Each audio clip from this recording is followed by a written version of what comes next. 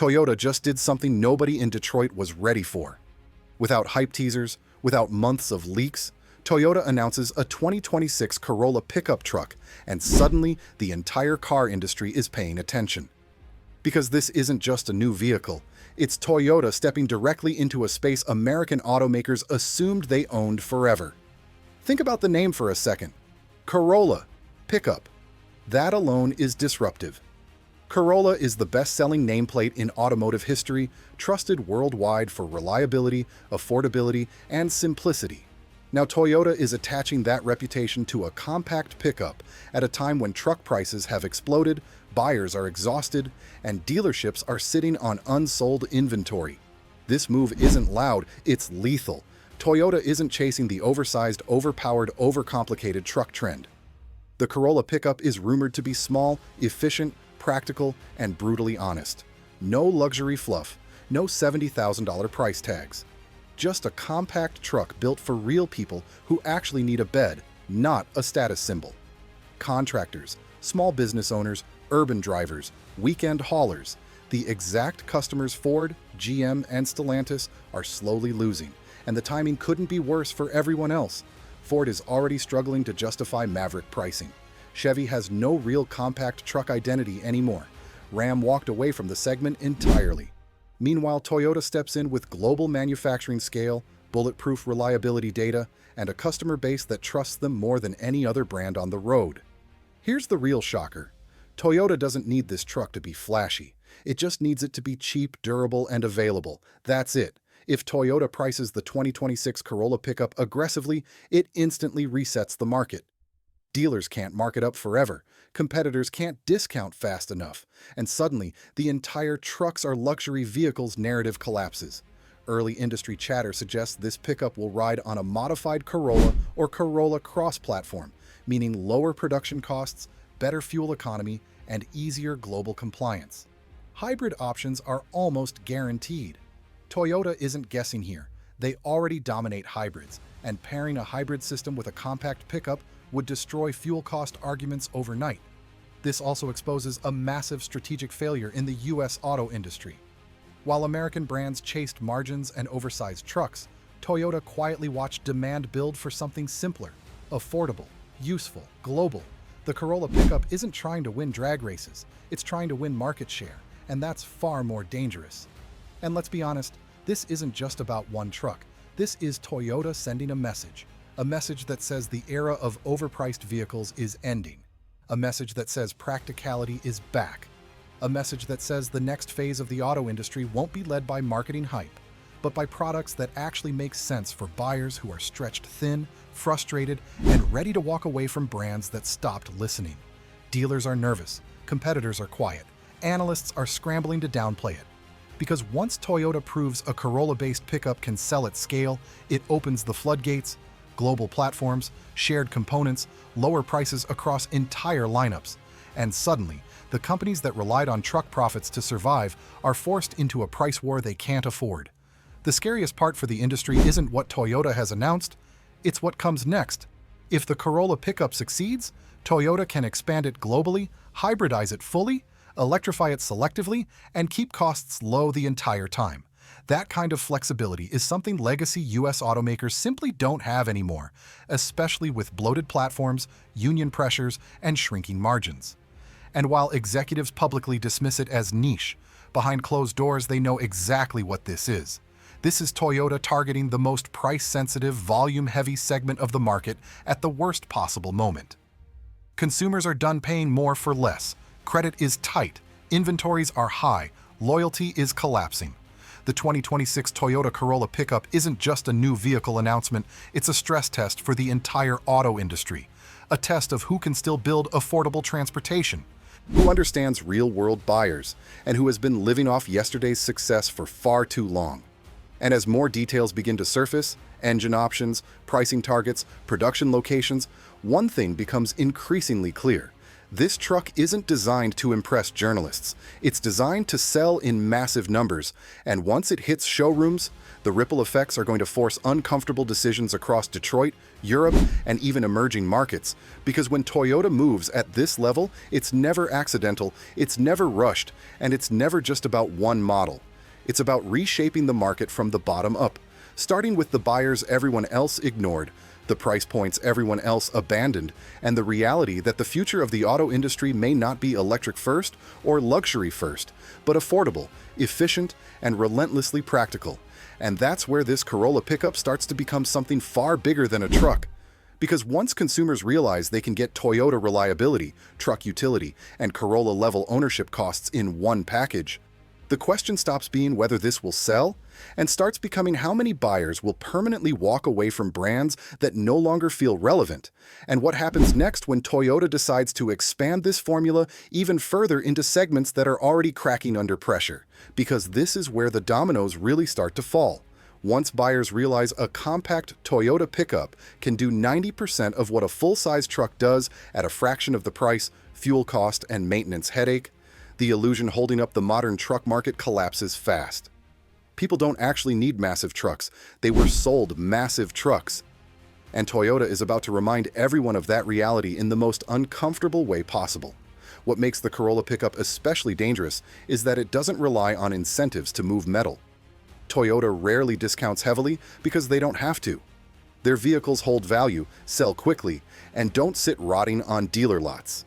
That's a nightmare scenario for competitors already burning cash through rebates just to keep factories running. When Toyota launches something affordable and reliable, price wars don't hurt Toyota. They hurt everyone else. This also puts pressure on used vehicle markets, which is something almost no one is talking about. A low-cost, high-reliability new pickup instantly drags down the value of overpriced used trucks. That squeezes trade-ins, wrecks dealership margins, and forces lenders to reassess risk. One compact pickup can ripple through financing, leasing, and resale markets faster than any EV announcement ever could. And then there's manufacturing. Toyota's global production system is built for efficiency, not hype cycles. They can build this truck in multiple regions, scale it fast, and shift output based on demand without shutting plants down. That kind of flexibility is something American automakers lost years ago when they locked themselves into oversized platforms and profit-or-nothing strategies. Toyota plays long games, and this move screams long-term dominance. The Corolla name also lowers buyer fear instantly. This isn't a new experiment. This isn't a startup gamble. This is the most familiar automotive badge in the world being reimagined as a truck. For first-time truck buyers, city drivers, and global markets where full-size pickups make no sense, this becomes the safest purchase decision on the lot. No learning curve, no trust barrier, just a Corolla that hauls. And here's the part the industry really doesn't want to admit. This pickup aligns perfectly with where regulations are going. Smaller footprint, lower emissions, hybrid compatibility, better efficiency numbers without government bailouts or political theater. While others fight regulations, Toyota simply designs around them and keeps selling cars. That's how they survived diesel scandals, EV hype cycles, and market crashes, by not betting everything on one future. This move also exposes how badly Detroit misunderstood the post-pandemic consumer. People aren't chasing horsepower anymore. They're chasing affordability, predictability, and lower monthly payments.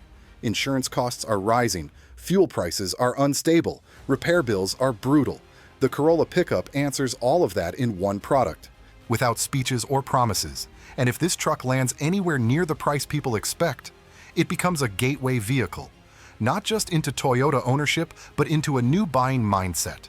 Once consumers realize they don't need to stretch their finances to feel truck-capable, they stop accepting inflated pricing across the board. That's when the reset really begins.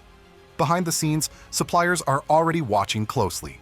A successful Corolla pickup forces component pricing down, shifts supplier priorities, and rebalances power away from legacy truck programs. That creates pressure deep inside the industry, far beyond what shows up in headlines. Because once suppliers realign around compact, efficient platforms, the economics of giant trucks start looking worse by the quarter, and Toyota knows exactly what they're doing by keeping details controlled. The longer competitors underestimate this, the harder it hits when production ramps up.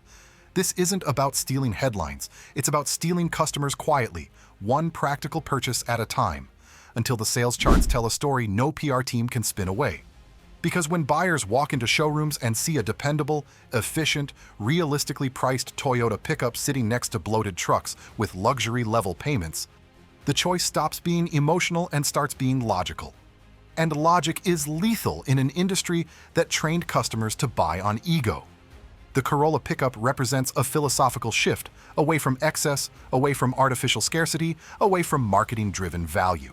It's a return to product-first thinking, and that's dangerous because once consumers experience it, they don't forget it. They don't go back. And that's where the real threat begins to emerge, because if Toyota proves that affordability and utility can coexist at scale, then every other brand has to answer a question they've been avoiding for years. Why did prices rise so fast, value disappear so completely, and who exactly were these vehicles built for? Because the moment that question becomes mainstream, the entire structure of the modern auto market starts to crack. And the Corolla pickup is positioned right at the pressure point, where consumer frustration, financial reality, and industry complacency collide. And as more leaks surface, more specs emerge, and production plans quietly solidify. The silence from competitors becomes louder than any press release because they know this isn't a one-off, this is a template, and once Toyota perfects it, there's nothing stopping them from expanding it further, deeper, and faster into segments that are already bleeding, and the industry may soon realize that the most disruptive truck of the decade wasn't electric, wasn't oversized, and wasn't revolutionary in the way they expected. It was simply the one that made the most sense, and that's exactly why this is so dangerous. Because making sense is the last thing the modern auto industry prepared for. For years, pricing was justified by features, by screens, by trim levels nobody asked for, by packages stacked on top of packages until the base vehicle was no longer accessible. The Corolla pickup cuts straight through that noise. It doesn't ask buyers to justify the purchase, it just fits their lives. And here's where the psychological shift happens. Once consumers see Toyota offering a real pickup that doesn't punish them financially, it reframes the entire ownership experience. Suddenly, monthly payments don't feel like a second rent. Insurance doesn't feel like a luxury tax. Fuel stops don't feel like regret. That emotional relief is powerful, and once buyers feel it, they don't forget which brand delivered it. This also hits dealerships in an uncomfortable place. High-priced trucks depend on upsells, financing tricks, extended terms, and add-ons to survive. A high-volume, fairly priced truck disrupts that model. It forces transparency, it forces faster turnover, and it exposes which dealerships were built to serve customers and which were built to extract from them. Toyota dealers, historically leaner and faster, are far better positioned for this shift.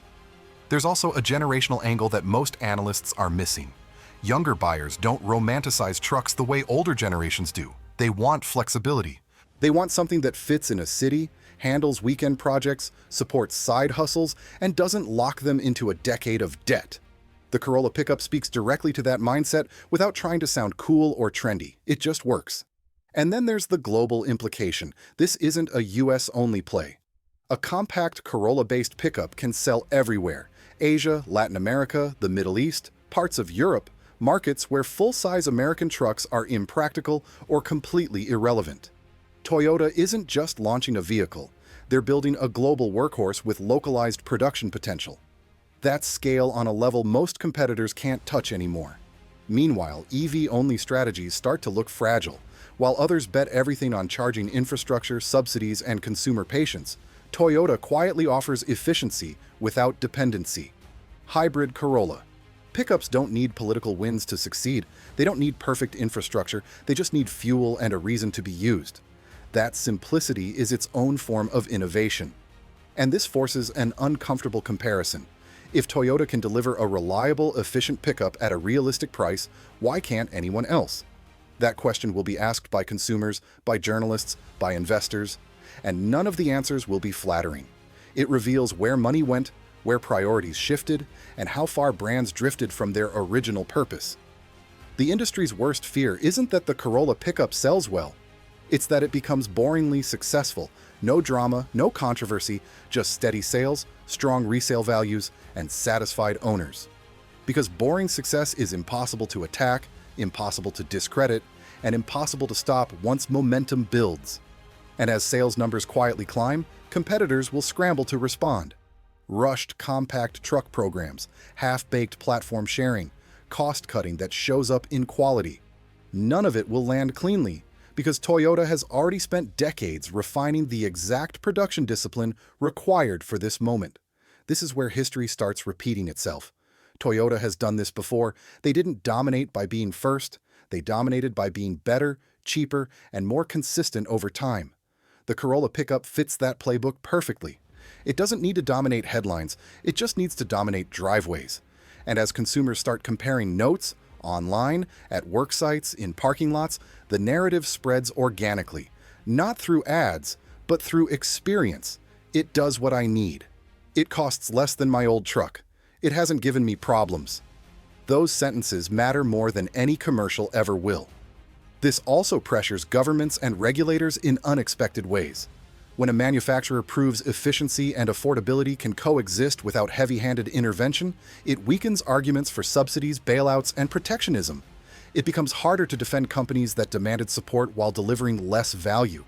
And the deeper this goes, the clearer it becomes that the Corolla pickup isn't reacting to the market, it's correcting it. It's pulling pricing, expectations, and design back toward reality. And corrections are painful for anyone positioned on the wrong side of them. Because once consumers accept that a compact, efficient, affordable pickup can meet their needs, the inflated layers built on top of the truck segment start peeling away. Trim inflation, dealer markups, artificial scarcity, they all become harder to justify, harder to sustain, and easier to reject. And that's when the industry realizes the real damage isn't immediate, it's cumulative. It's the slow erosion of pricing power, brand loyalty, and consumer patience. And Toyota, by doing something so deceptively simple, may have just accelerated that erosion across the entire market, setting off a chain reaction that doesn't end with one model year, one vehicle, or one segment, but continues spreading outward as buyers reassess what they actually need, what they're willing to pay, and which brands still respect that balance. And once that reassessment begins, it doesn't stop at trucks. That's the part executives are truly afraid of. Because if Toyota can expose overpricing in one of the most profitable segments in the industry, consumers start questioning everything else on the lot: sedans, crossovers, SUVs. Suddenly, the entire pricing ladder looks suspicious, and trust, once lost, doesn't come back easily.